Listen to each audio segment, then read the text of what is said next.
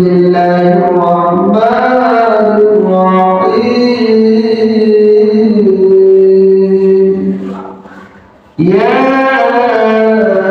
ayyuhalladzina amanu la tulhikum amwalukum wa la auladukum an dzikrillah. Wa man yaf'al dzalika fa ulaika humul khasirun.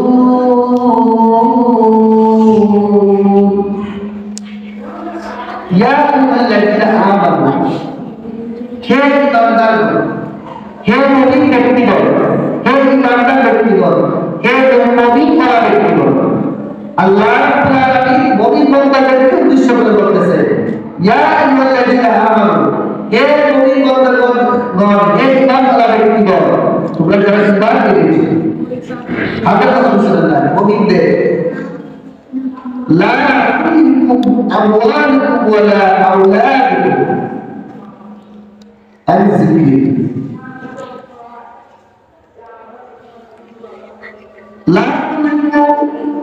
লা তুলহিকুম আমওয়ালুকুম ওয়া লা আওলাদুকুম, তোমাদের ধন সম্পদ, তোমাদের ধন সম্পদ, তোমাদের সন্তান সন্ততি, তোমাদের ধন সম্পদ, তোমাদের সন্তান সন্ততি কি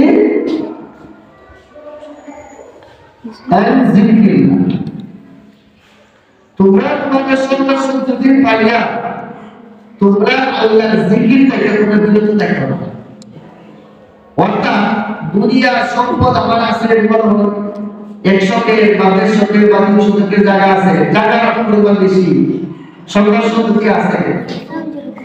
এখন আমি আমার দুনিয়া এড়িয়ে ব্যস্ত, আমি আমার সম্পত্তি দেখাশোনা করতেছি, ফ্যামিলির দেখাশোনা করতেছি, কিন্তু কে নামাজ, কে রোজা, কে হজ, কে যাকাত কোনো দরকার নেই। সেই জন্য আল্লাহ রাব্বুল আলামিন জানিয়ে দিচ্ছে, ও মুমিন বান্দাগণ, তোমরা ঈমান যারা এনেছো, ঈমান যারা ব্যক্তিগণ, তোমাদের ধন সম্পদ, তোমাদের ধন সম্পত্তি, সন্তান সন্ততি যেন আল্লাহর জিকির থেকে তোমাকে গাফল করে, বিরত করে। সেই কথাটি এই আয়াতের মধ্যে বিবৃত হয়েছে। আল্লাহ রাব্বুল আলামিন ইরশাদ করেছেন যে তোমাদের ধন সম্পদ, সন্তান সন্ততি যেন তোমাদেরকে আল্লাহর জিকির হতে বিরত না রাখে, গাফেল রাখে, অর্থাৎ দুনিয়ার দিকে পয়সা উঠায় আল্লাহ নিষেধ করছে। কেন করছে? আল্লাহ নিষেধ করছে। তারপর আল্লাহ বলতেছে, وَمَنْ يَفْعَلْ ذَلِكَ فَأُولَٰئِكَ هُمُ الْخَاسِرُونَ। যারা এইভাবে গাফিল থাকবে, وَمَنْ يَفْعَلْ, আর যে ব্যক্তি, যে মানুষ, فَأُولَٰئِكَ هُمُ الْخَاسِرُونَ, মানে যে ব্যক্তি মানে এই কাজ করবে, অর্থাৎ দুনিয়ায় ব্যস্ত থাকবে, গাফিল থাকবে, সে খাসিরুন, ক্ষতিগ্রস্ত। মানে সে দুনিয়ার ধন সম্পদ, সন্তান সন্ততি পাইয়া দুনিয়ার মধ্যে সে লিপ্ত, নানান বিপদের কারণে হজ যাকাত, ইসলামের পাঁচটা স্তর করে কালেমা, নামাজ, রোজা, হজ, যাকাত, এই যে পাঁচটা স্তর আছে, এইগুলোর প্রতি তার কোনো খেয়াল নাই, তার কোনো ভ্রুক্ষেপ নাই। সেই জন্য আল্লাহ বিশাল নজরে দিচ্ছে যে ওই বান্দাগণ, তোমরা যারা ঈমান এনেছো, ঈমানওয়ালা ব্যক্তিগণ, তোমরা তোমাদের ধন সম্পত্তি পাইয়া, সন্তান সন্ততি পাইয়া তোমরা আল্লাহর জিকির থেকে তোমরা গাফিল হতে না, বিরত থাকবে। আর যারা এইরকম করবে, অর্থাৎ দুনিয়াকে ব্যস্ত থাকবে, তারা কি খাসিরুন, ক্ষতিগ্রস্তের মধ্যে আছে। তারা কেমন আছে? তারা যুদ্ধ দেখছে দুনিয়ার মধ্যে, ক্ষতিগ্রস্তের মধ্যে 4-5টা 8-10টা বিঘা বাড়ি, ঢাকার মধ্যে বাড়ি করেছে, বিদেশে বাড়ি করেছে, যখন দেখা যায় তার মতো বাড়ি, তার মতো মানে মর্যাদাপূর্ণ ব্যক্তি, তার মতো সুতা, তার মতো কাজ করে মানুষটা না, সে মূলত দুনিয়ার প্রতি সে বড়ভাবের প্রতি, আর বড়ভাবের প্রতি হইলে কি করতে হবে? আল্লাহর হক আদায় করতে হবে এবং বৃদ্ধ পিতা মাতার সেবা শুশ্রূষা করতে হবে। যেমনই ভাবে আমি চিন্তা করি বৃদ্ধ পিতা মাতা তারা যুবক অবস্থায়, তারা আমি ছোট ছিলাম, ছোটবেলা আমার আগে করেছে, যখন পিতা মাতা বৃদ্ধ অবস্থায় পৌঁছে যায় তখন আমার দায়িত্ব কর্তব্য হলো যে আমি আমার পিতা মাতার দেখাশোনা যা করতে সেইভাবে কোরআন শরীফের মধ্যে আসছে যে ঘটনা সমস্যা যে তুমি তোমার পিতা মাতার সাথে এমন আচরণ করবে না যে আচরণের কারণে তোমার পিতা মাতা খুব শব্দ দেবে না। কথা বুঝে গেল? বুঝতে পারবেন? দেখো আমরা যদি কোনো কষ্ট পাই দুনিয়ার আপনার ক্ষেত্রে যদি বড় ধরনের কষ্ট পাই তারপরে মানে কষ্ট পাই আপনার দেখো কত হয় আল্লাহ বাবাকে এই ভাষা হয়ে গেলে আমাদের দেখতে কত কিছু আমরা হয়ে যাবে হয়তো কোনো আল্লাহ মায়ের অথবা বাবার এরকম সন্তান কিন্তু আল্লাহ নিষেধ করছেন, সন্তান করে দিচ্ছেন যে তুমি তোমার বৃদ্ধ পিতা মাতার সাথে এমন আচরণ করে না যে আচরণ তোমার পিতা মাতা শুনলে কোন শব্দ ব্যবহার। তাহলে বোঝা গেল যে আমি আমার পিতা মাতার সাথে এমন আচরণ করতাম কোন শব্দ ব্যবহার আসছে। কারিম শব্দ কারিম শব্দ অর্থ হচ্ছে যে কোমলতা, নম্রতা, ভদ্রতা, শালীনতা, মানে তোমার কাছে যত নম্র ভাষা আছে মনে করো তোমার ইনকাম হয় তোমার পিতামাতা একটা জিনিস বলছে না তখন তুমি রাখতে পারতাই না, আর তোমার কষ্টটা তাকে বুঝাই না তোমার অভাবের কথা, তুমি তাকে এমন ভাবে বুঝাইতা যে আম্মু বা আনতেছি বা আইসতেছি না, মানে আশ্বাস দিতা। তোমার কষ্টের কথা যদি মা বাপকে বল তাহলে মা বাবার কষ্ট পাইয়া মা বাপের কষ্টে মা বাপ মানে নিজে ক্ষতিগ্রস্ত হতে পারে, অর্থাৎ ফিল করতে পারে হ্যাঁ আমার সন্তান তো বিপদ করছে, আমি বৃদ্ধ অবস্থা আমার সন্তান যেমন আমি মানুষের দিতে পারি না। পিতা মাতা বৃদ্ধ হলো, পিতা মাতা বৃদ্ধ হলো সন্তানের জন্য আশীর্বাদ স্বরূপ। সন্তান যখন বাড়িতে থাকে তখন বৃদ্ধ পিতা মাতা হাত চলে, সন্তানের মুখ যখন দেখে পিতা মাতা তখন পিতা মাতা হানি চলে। যাদের পিতা মাতা আছে দুনিয়াতে আল্লাহকে আবার তাদের চেহারার দিকে সুনজরে যদি চেহারার দিকে তাকান তাহলে একটা মকবুল হতে এখন আপনার টাকা পয়সা বিরাট টাকা একদম বন্ধ করে দিন বিত্তশালী মধ্যে টাকা বন্ধ দিতাম আগে লাগতো 3 লাখ 3.5 লাখ, এখন লাগে 5 লাখ 6 লাখ 4-5 লাখ 6 লাখ টাকা লাগে। এখন আমার মধ্যে যাওয়া তৌফিকটা কিভাবে খরচ করবো? আমি তুমি দিতে পারি ওয়ান করলে আমি দাঁড়িয়ে কসম দিয়া রাসূলুল্লাহ নবী বলবো কোনো মানুষ যদি তার পিতা মাতার চেহারা দিকে তাকায় সে বোঝে তাহলে কেমন পর্যন্ত সব দিল, তখন আবার দিকে তাকায় আবার কেমন পর্যন্ত এইরকম বর্ণনা করছে যদি সে সহিহ হবে আল্লাহকে খুশি করার জন্য, আল্লাহ রাসূলকে খুশি করার জন্য, দুনিয়াকে পাওয়ার জন্য না, পরকালকে পাওয়ার জন্য ইত্তাকুল্লাহ বলে ভাব দিয়ে যদি তার মা বাবার চেহারা থেকে রব্বুল আলামিন তার আমলনামার মধ্যে সওয়াব বর্ণনা করেন সুবহানাল্লাহ। কোন পিতা-মাতা যদি সন্তানের জন্য হাত তুলে দোয়া করে, তাহলে কিতাবের মধ্যে আসছে যে শিকারী বন্দুক দিয়া পাখি শিকার করে না, বন্দুক দিয়া বিভিন্ন ধরনের পাখি শিকার করে, শিকারী বন্দুকের গুলি নিজ তারা গুলি করছে, পাখি লাগছে না, শিকার গুলিটা পাখি করছে না, নিজ গেছে, অনেকটা নিজ যায়, আবার অনেকটা পাখি করতে লাগে, পাখি শিকার করতে পারে।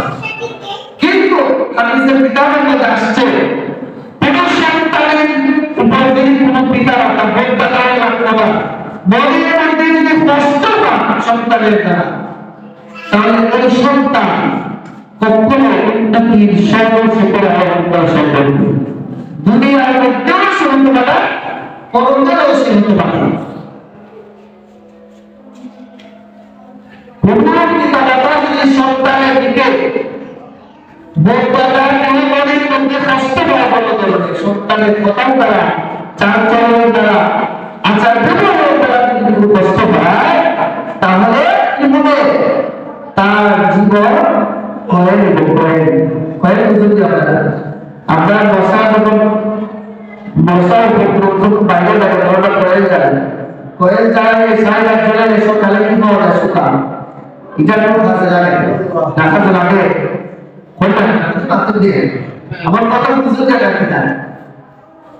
তাহলে যখন আমি শুনেছিলাম আমার পিতা-মাতার সন্তান হিসাবে যা যা কর্তব্য নিজেটা ভাইয়া, নিজেটা পিতা, নিজে ঠান্ডাকে থাকিয়া সন্তানকে বড় করছে, আপনাদেরকে বড় করছে। আর আমরা যখন বৃদ্ধ বছর করছিলাম তখন সন্তান বাবার খবর দেয় না।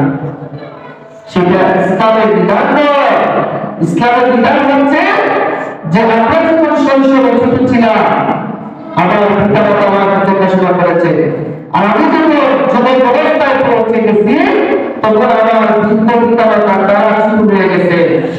যেমনি পিতা-মাতা শুরু করে আমার অবস্থায় করেছে, তেমনি তবে আমার দায়িত্ব কর্তব্য হলো যে ছোটবেলায় যেরকম বলে আদর্শ আমার পিতা-মাতা করেছে, আমি আমার পিতা-মাতার সেবা এইভাবে সেটি হচ্ছে বিধান। এক বিদ্যা ছোটবেলায় শুধু অবস্থায় আমি কি নড়াচড়া করতে পারছি না, আসুন। আর যখন ভিন্ন ভিন্ন আমাদের ছোট হয়ে যায়, বিদ্যা হয়ে যায়, তখন তারা ছোট হয়ে যায়। তারা অনেক সময় বিভিন্ন জিনিস যারা সাহায্য মজা বাজারে বিভিন্ন পিঠা বিভিন্ন মজা জানে না, কিন্তু সন্তানকে বলবে তোর সন্তানের দায়িত্ব করতে পারো ওই বাবার কাছে শেয়ার করা, বাবা তোমার কিছু লাগবে, বাবা তোমার কিছু লাগবে, তোমার যারা কিছু চায় অথবা নাও বলতে পারো, বৃদ্ধ পিতা-মাতা নাও বলতে পারো, তুমি রাজি করতে তোমার মনের আবেগে বাবা-মাকে খুশি করার জন্য বাবা যারা কি চাইতে পারে তুমি আত্মাস্তে রাখি না, আগে দিতে বাবা আলাদা তোমার সন্তান আমার সন্তানের যেভাবে আমি আদর করি, আমার যদি সন্তান আমার সন্তানকে অবশ্যই পিঠা নিয়ে আসবো, বদলে আসবো বাবার থেকে, আমার বাবার জন্য একটা আলাদা করে দিয়ে আসবো, আমার সন্তানকেও দিব, আমার বৃদ্ধ পিতা-মাতাকেও দেব। তখন যখন বৃদ্ধ পিতা-মাতা রব্বুল কাছে, তখন রব্বুল আলামিন কি করবে?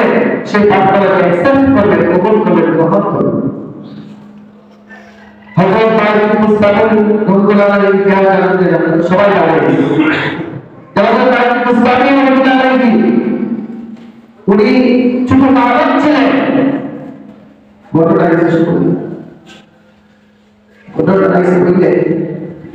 বালক ছিলেন, গভীর মজুরিতে উনার মা কি করছে? পানি চাইছে। কি চাইছে? পানি চাইছে। বাবা একটু পানি দাও। তখন ছোট বালক উনি গরম করছেন, যে গরমকে রান্না করেন, গরম জায়গা থেকে কলসি করতে পানি লাগে, কলসি করে কি পানি লাগে।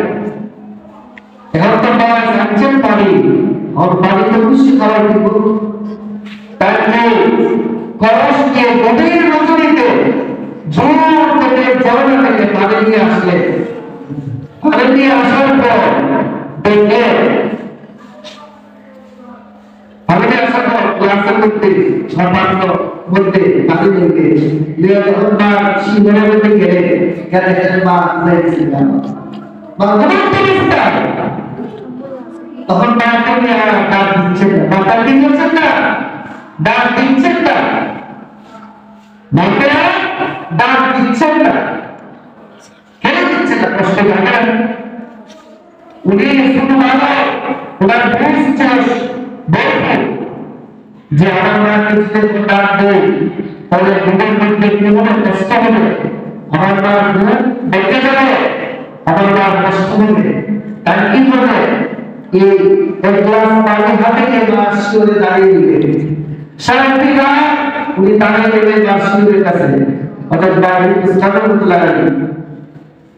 হঠাৎ উনার মা যখন শেষ রাতে যখন ওনার ঘুম ভাঙলো, গ্লাস হাতে নিয়ে ছোট সন্তান বালক দাঁড়িয়ে গেছে, তখন সরকারকে জিজ্ঞেস করলেন বাবা কি বলে বুঝতেন?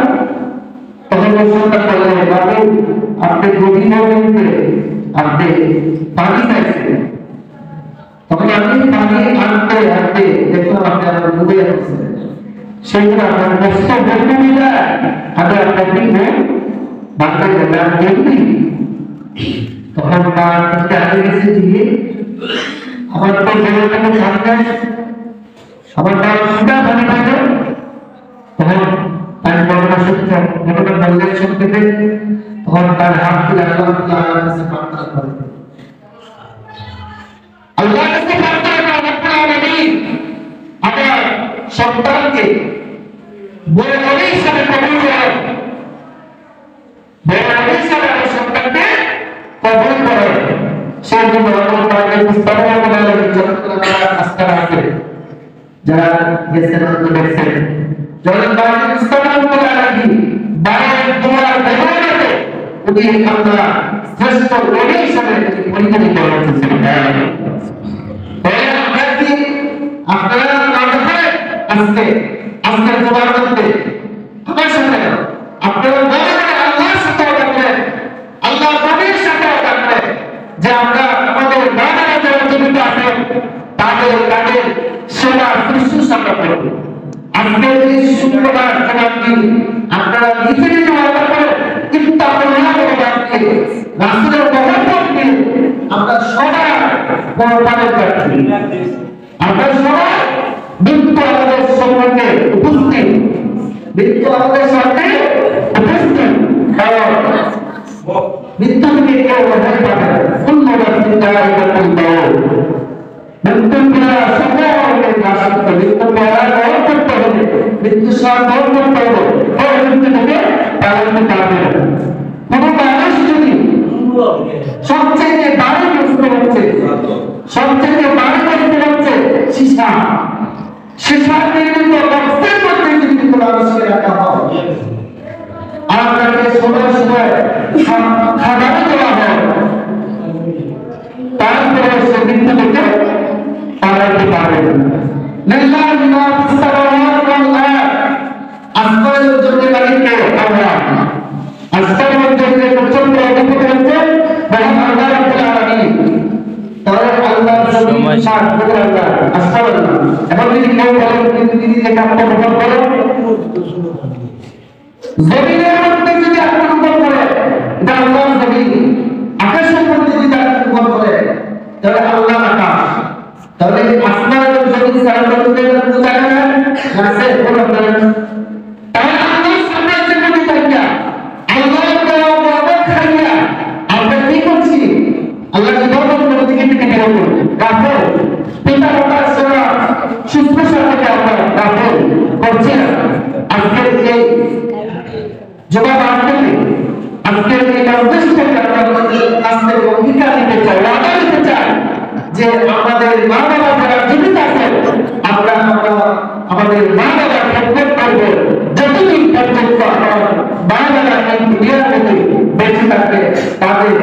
ইনশাআল্লাহ সুস্থ সরকার করে দেবেন।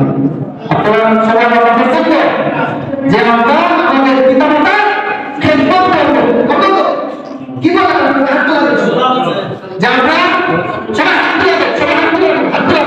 দুইটা বাইক আছে আমাদের পিতামাতার খেদমত করব ইনশাআল্লাহ।